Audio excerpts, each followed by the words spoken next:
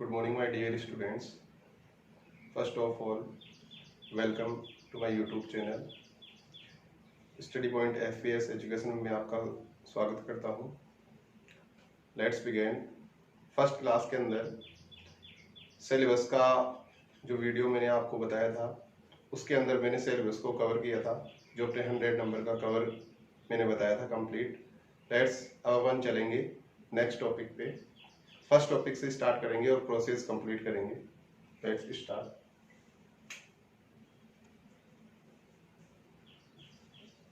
First number पे देखना,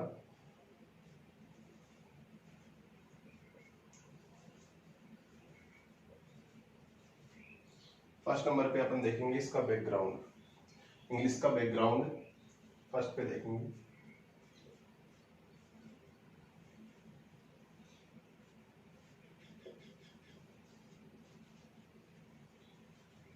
English एक लैंग्वेज, इंग्लिश एक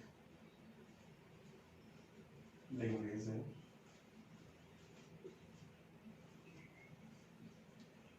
और लैंग्वेज के अकॉर्डिंग, इस लैंग्वेज के अकॉर्डिंग इसके अंदर साउंड आती है, और साउंड के अंतर्गत इसमें 44 लेटर्स कंप्लीट होते हैं.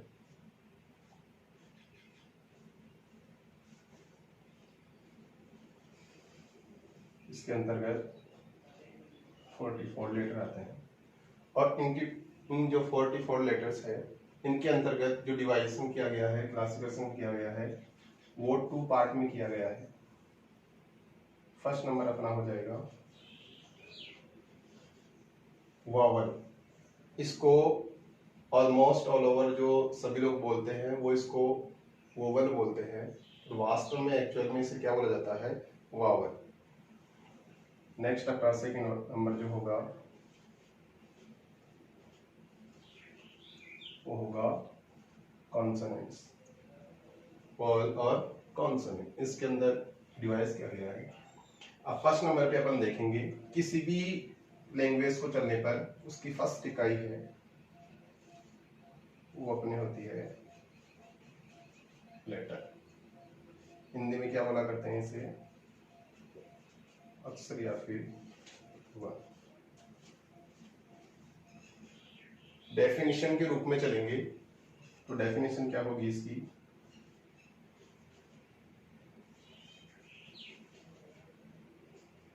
is a test unit of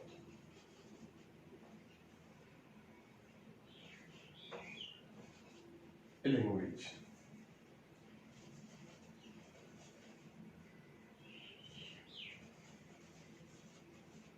Is a test unit of language.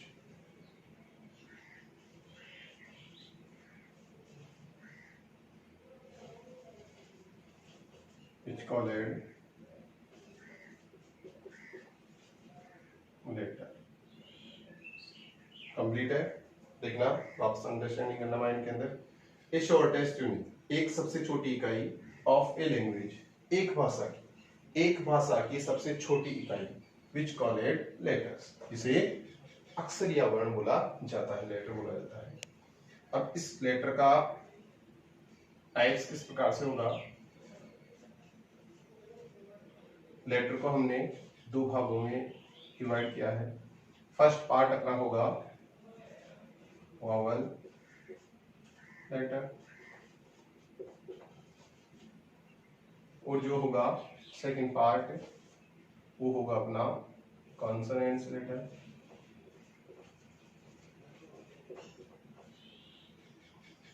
और इसी को एक रूप में बोला जाए तो अपन इसे क्या बोलते हैं? अल्फाबेट. अल्फाबेट अपने आप में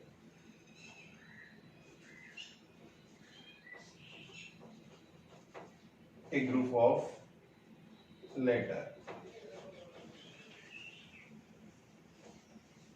समरी रूप में बोला जाए तो अपने आप में ये एक प्लूरल है, ये एक प्लूरल नंबर है, और प्लूरल नंबर होने के कारण इसके अंदर जो वर्ब है उसका प्लूरल प्रयोग होगा. सेकंड नंबर की वर्ब आएगी. कंप्लीट. नेक्स्ट देखते हैं.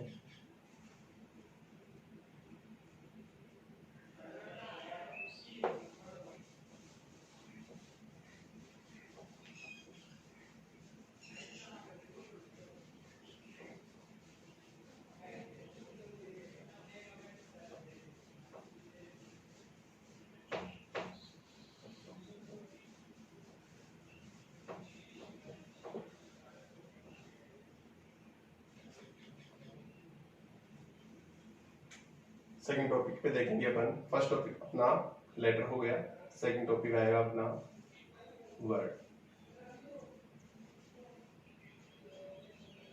जिसे शब्द बोला करते हैं।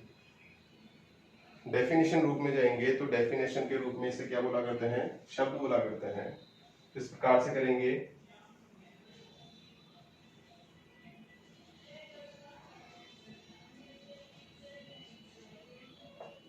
ए group of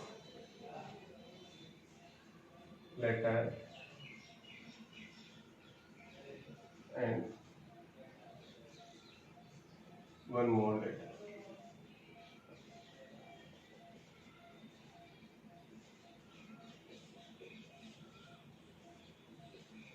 which gives a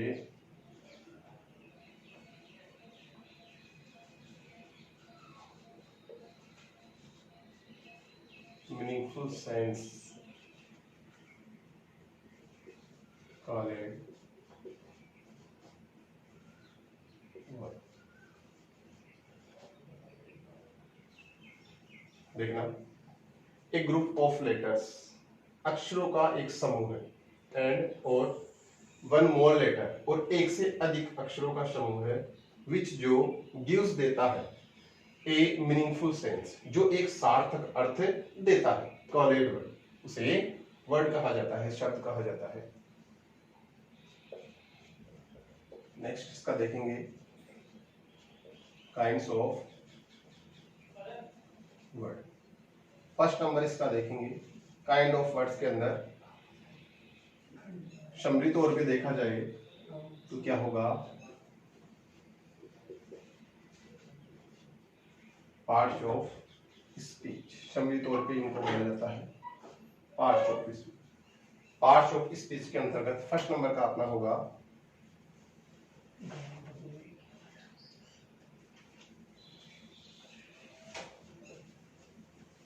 second number पे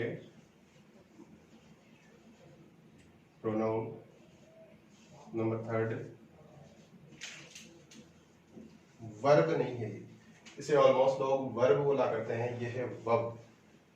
प्रोनाउंसिएशन का नियम ये बोलता है कि आर यदि किसी वर्ड के अंदर आता है, उससे पहले यदि वोवेल का कोई भी एक लेटर आ जाता है, वोवेल का कोई भी एक लेटर आ जाता है, तो आर की ध्वनि को साइलेंट किया जाता है। मतलब ये आर नहीं बोलेगा तो ये क्या बोलेगा, वर्ब। नंबर 4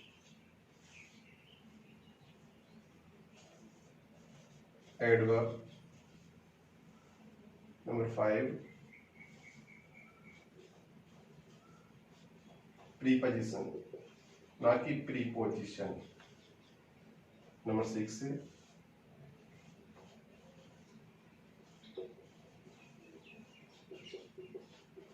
कंजक्शन, ना कि कंजंक्शन। नंबर 7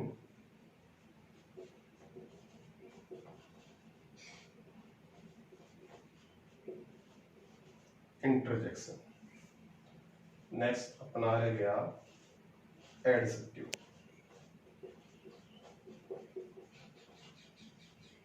ये अपने जो वर्ड आता है वो संज्ञा के रूप में भी किसी सेंटेंस में आ सकता है।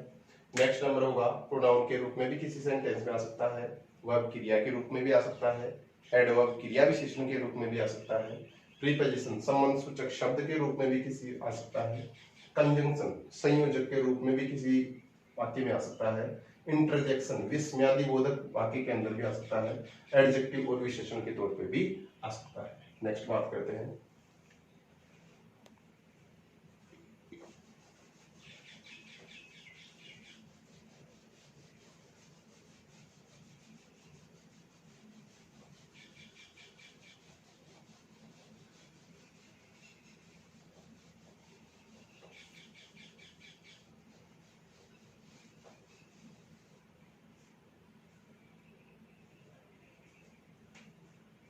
तीसरा पॉइंट अपन देखेंगे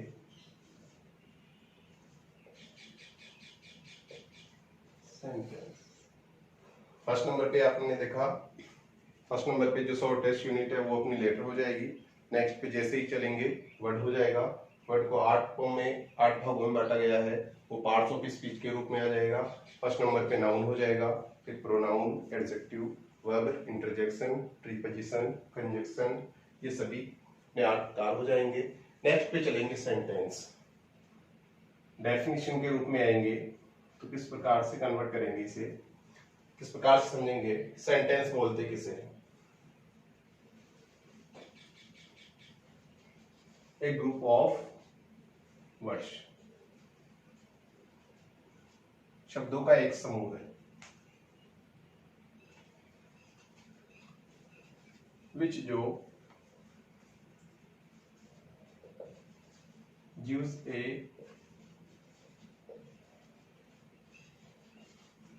meaningful sense। A group of words, शब्दों का एक समूह है which gives a meaningful sense, जो एक सार्थक अर्थ देता है। कॉल्ड सेंटेंस, उसे वाक्य कहा जाता है। नेक्स्ट ग्रुप में और अपन इसी के आधार पे देखेंगे, दूसरा होता है अपना प्रेज।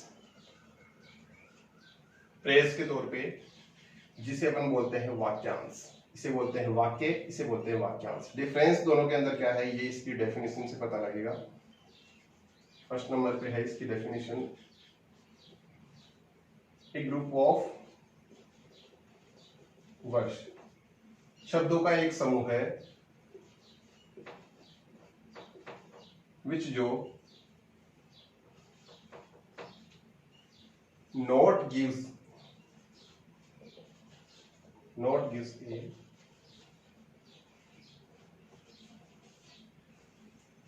meaningful sense। इसमें भी एक कलेक्शन ऑफ वर्ड्स है, इसमें भी एक कलेक्शन ऑफ वर्ड्स है, एक ग्रुप ऑफ वर्ड्स है, एक ग्रुप ऑफ वर्ड्स है। इसके अंतर्गत which gives a meaningful sense, which जो गिव्स ए मीनिंगफुल सेंस, जो एक सार्थक अर्थ देता है। इसमें क्या है, ए ग्रुप ऑफ वर्ड्स, शब्दों का एक समूह है, या फिर एक कलेक्शन ऑफ वर्ड्स, शब्दों का एक समूह है, विच जो not gives a meaningful sense, जो एक सार्थक अर्थ नहीं देता है। Call it phrase,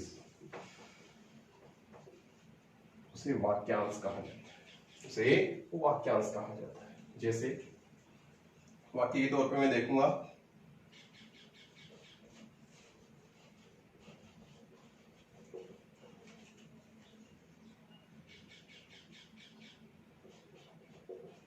I am writing A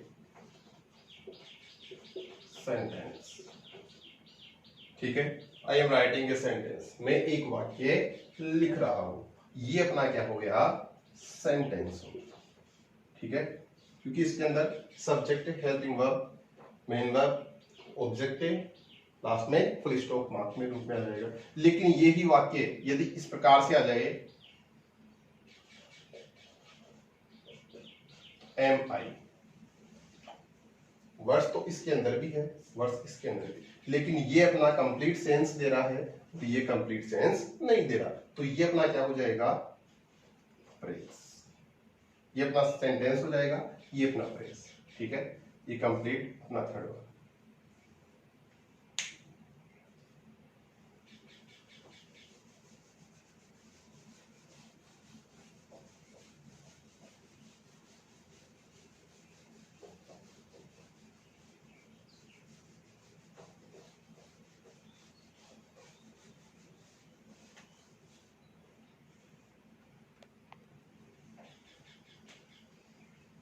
next देखेंगे, तो ये अपनी बैकग्राउंड की बात हो गई। अब देखो नेक्स्ट, एक सेंटेंस का जनरल वे के अंदर जो फॉर्मूला है, स्ट्रक्चर है, वो किस प्रकार से होगा।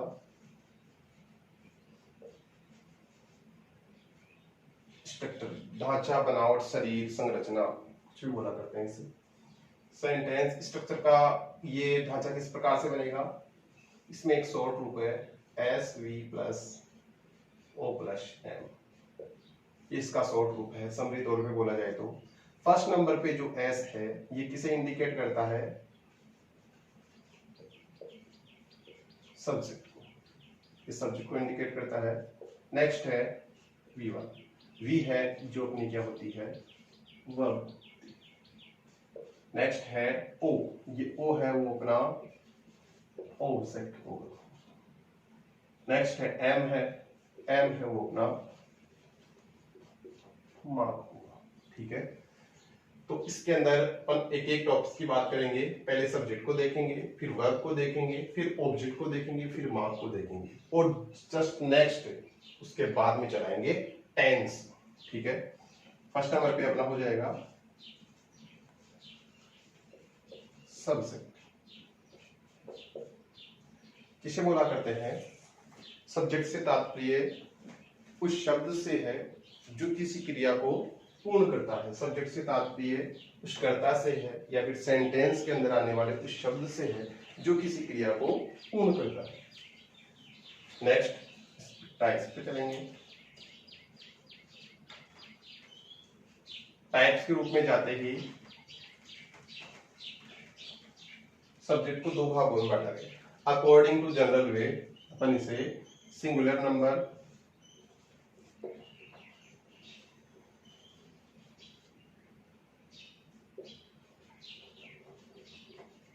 या फिर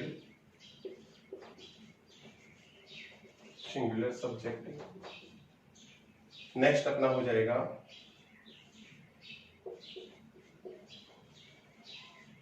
प्लूरल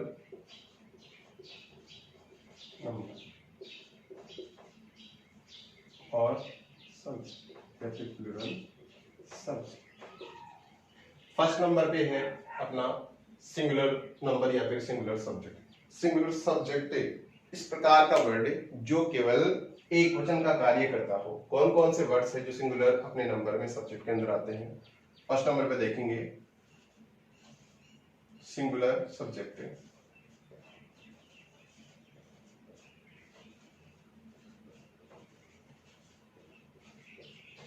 सिंगुलर सब्जेक्ट के अंतर्गत कौन कौन से वर्ड्स आते हैं जो यदि सेंटेंस के स्टार्ट में आते हैं तो उनको सिंगुलर सब्जेक्ट माना जाता है?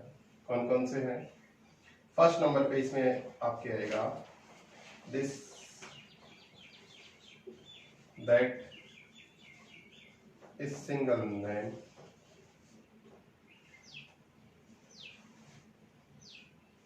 यूं है, इसे सिंगुलर प्लस प्लूरल दोनों माना गया है। नेक्स्ट है ही, सी, इट। ठीक है, और इस नेम का दूसरा नाम है प्रोपर नाउन।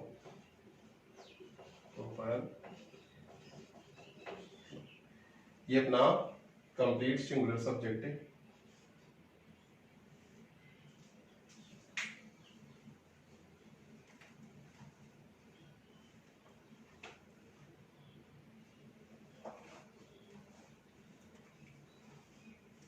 नेक्स्ट अपना होगा plural subject.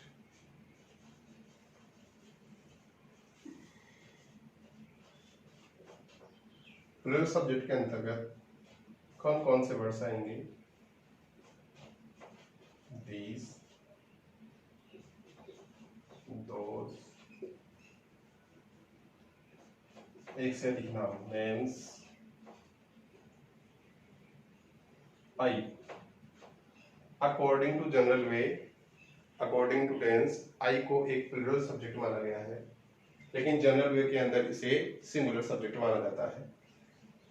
These, those, names, I, we, they और you, ये अपने प्लूरल सब्जेक्ट हो गए। इस प्रकार से अपने सब्जेक्ट जो फर्स्ट टॉपिक है वो सब्जेक्ट था, ये अपना कंप्लीट हो गया। नेक्स्ट सेक्शन पे चलते हैं।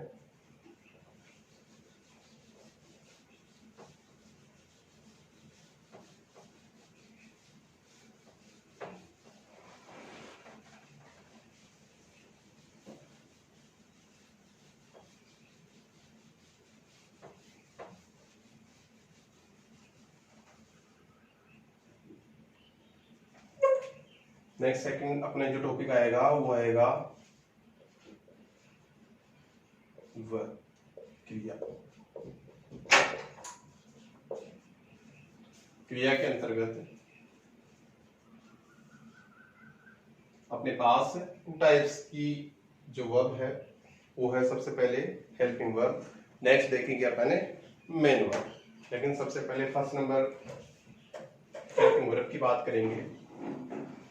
फर्स्ट नंबर देख लेते हैं, टाइप्स है इसके अंदर फर्स्ट नंबर का हेल्पिंग वर्ब। इसका दूसरा नाम क्या है? Auxiliary verb.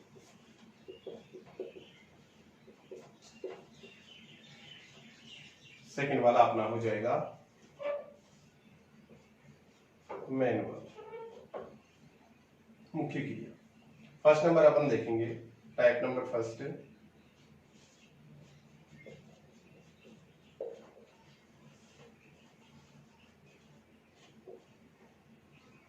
हेल्पिंग वर्ब बोलते किसे हैं? हेल्पिंग वर्ब से तात्पर्य उस क्रिया से है जो सब्जेक्ट के अकॉर्डिंग लगाई जाती है, सब्जेक्ट के अकॉर्डिंग लगाई जाती है। और हेल्पिंग वर्ब के स्थान पे ही अपनी ऑक्सिलरी वर्ब आती है। इसे क्या बोला करते हैं? Modal verb.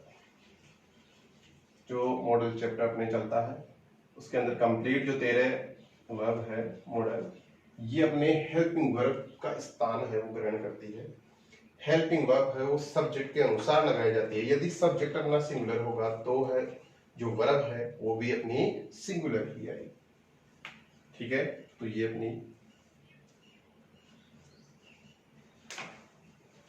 टेंस के रूप में जो हेल्पिंग वर्ब है वो कौन कौन सी है? फर्स्ट नंबर पे अपना हो जाएगा डू और डस।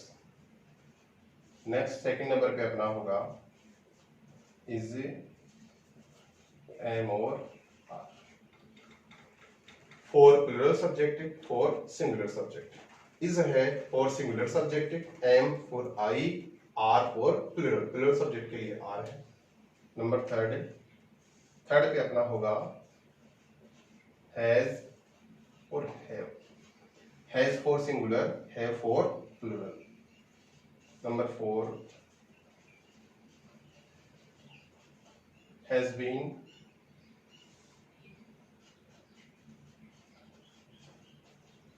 और have been. Has been for singular subject, have been for plural subject. Number 5 पे चलेंगे।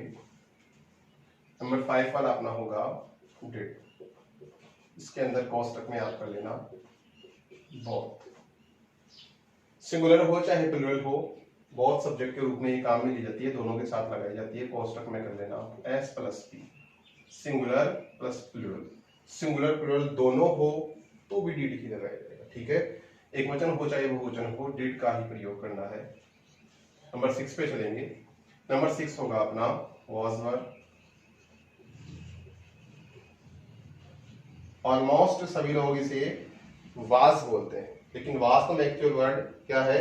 वॉज बोला जाता है, वाज नहीं बोला जाता। वॉज है according to tense singular subject plus I, singular subject plus I के साथ वॉज का प्रयोग किया जाता है। नेक्स्ट जो अदर सब्जेक्ट अपने रह गए, प्लूरल सब्जेक्ट अपना रह गए, उसके साथ वर्ब का प्रयोग किया जाता है। नंबर 7 अपना हो जाएगा हेड। ये जो हेड है उसके अर्थ में भी आपको बहुत ही लगाना है S plus P. Singular subject हो चाहे प्लूरल सब्जेक्ट हो, आपको हेड ही लगाना है। ये दोनों के साथ काम में ली जाने वाली क्रिया है। नेक्स्ट नंबर हो जाएगा एट, हेड भी।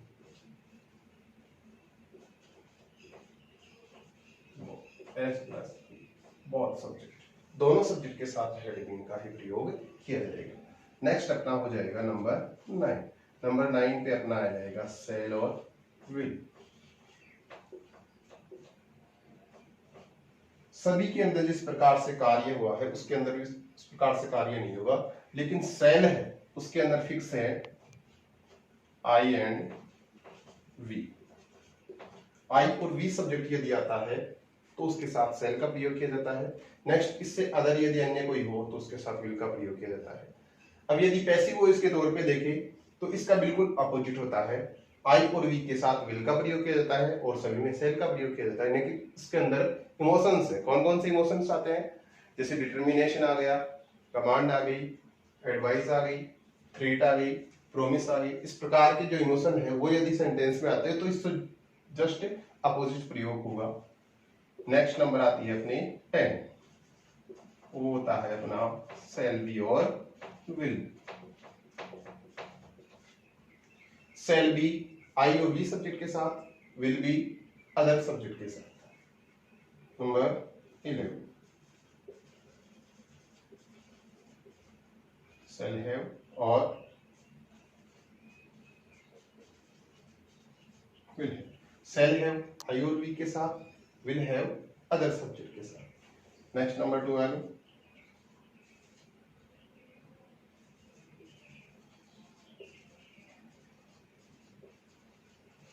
shall have been और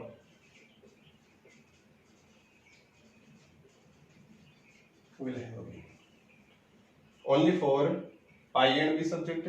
next will have been for other subject। ये अपना कंप्लीट टेंस वर्ब है। इसे कौन सी वर्ब बोला करते हैं? Tense verb. नेक्स्ट अपन चलेंगे modal verb. Complete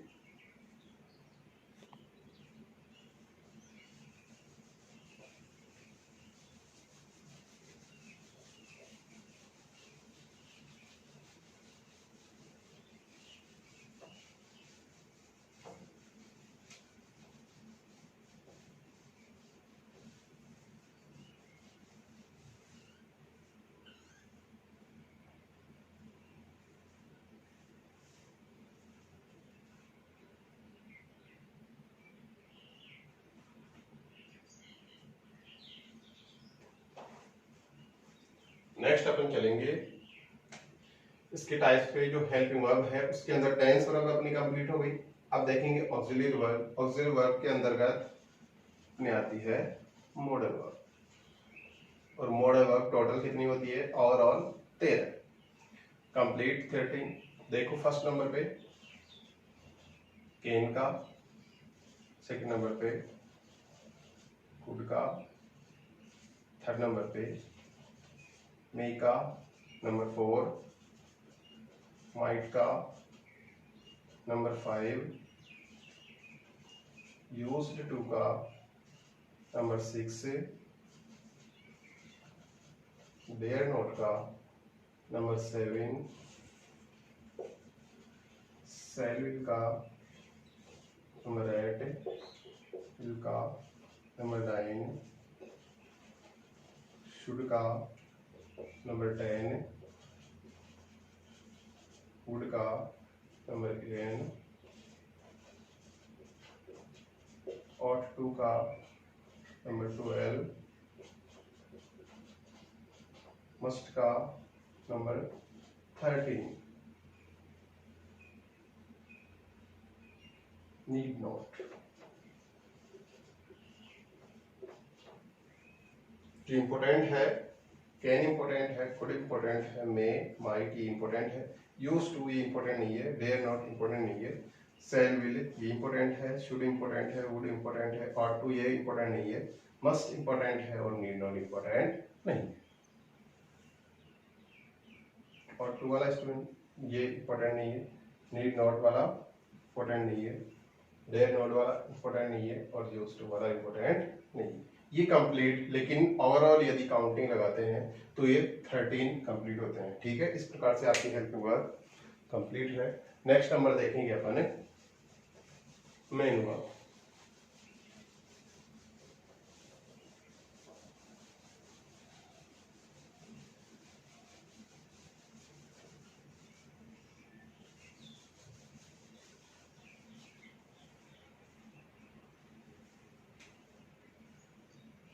main verb में इसका सेकंड टाइप, वर्ब का second type main verb.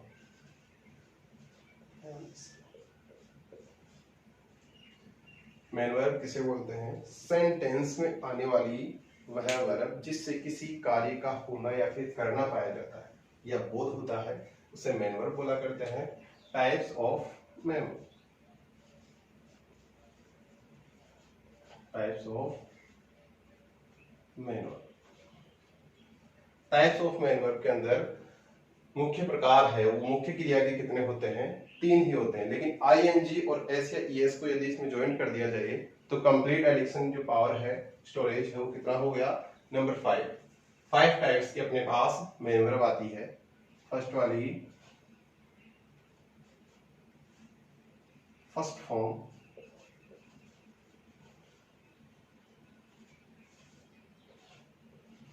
Second form,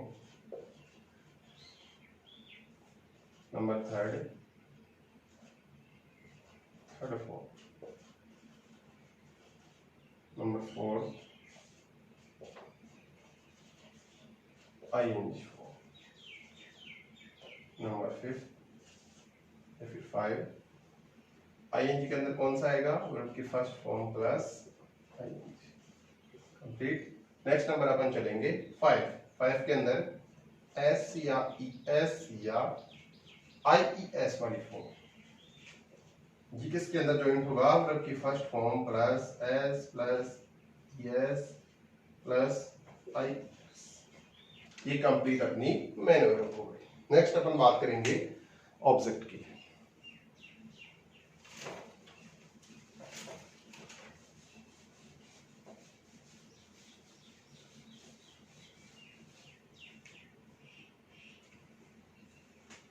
third वाला अपना पॉइंट कौन सा है, object.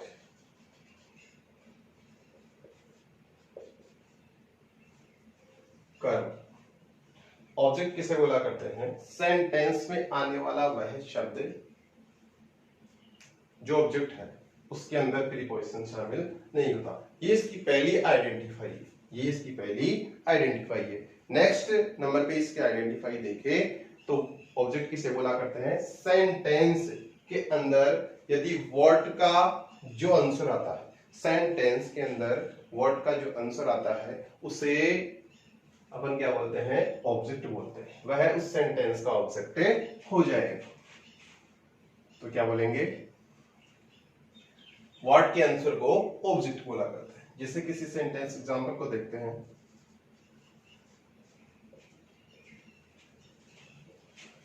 C spoke A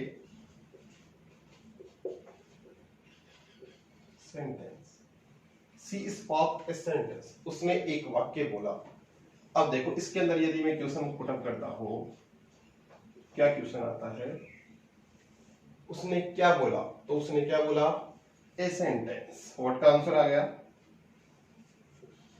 answer of what, answer of what, इसका ये जो आंसर है वो अपना क्या हो जाएगा, ऑब्जेक्ट हो जाएगा। ठीक है, कंप्लीट। नेक्स्ट अपन देखेंगे मार्क, ये नंबर अपने 4 पे आएगा।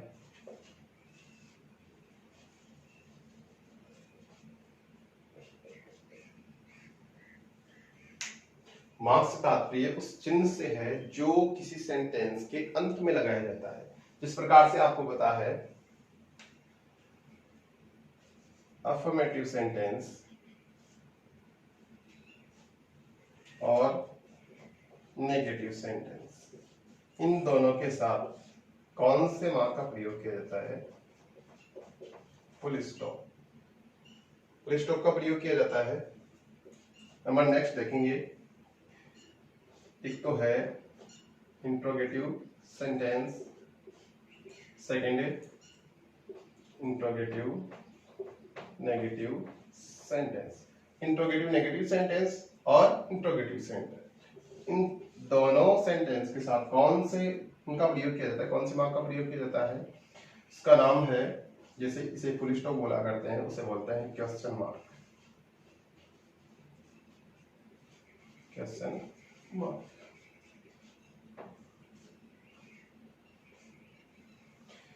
वास्तव में इसे क्या बोला जाता है, एक्चुअल वर्ड इसका क्या है, क्वेश्चन मार्क, क्वेश्चन मार्क, और वास्तव में ऑलमोस्ट लोग इसे क्या बोलते हैं, क्वेश्चन मार्क, क्वेश्चन मार्क। ठीक है, ये अपना कंप्लीट हो गया। नेक्स्ट अपन जो टॉपिक है टेंस को स्टार्ट करेंगे, लेकिन उससे पहले ये जो बायोडाटा है, डाटा है, ये अपना कंप्लीट करना नेसेसरी था, क्योंकि ये एक तरह से उनके सभी फॉर्मूले के अंदर ये जो फैक्ट है वो कंप्लीट आते हैं, और प्रत्येक सेंटेंस में, प्रत्येक टेंस के प्रत्येक सेंटेंसेज में अपने को फॉर्मूले की हेल्प लेनी होती है। तो उसके अंदर ये वर्ड्स कंप्लीट जॉइंट एडिक्शन रहता है इनका, इसलिए इनको पहले समझना अपना कंपल्सरी था, नेसेसरी था। और इसके जस्ट बाद अपन टेंस टॉपिक को स्टार्ट करेंगे। So don't forget this channel, this video, please like and share, please subscribe. Thank you, take care, see you to.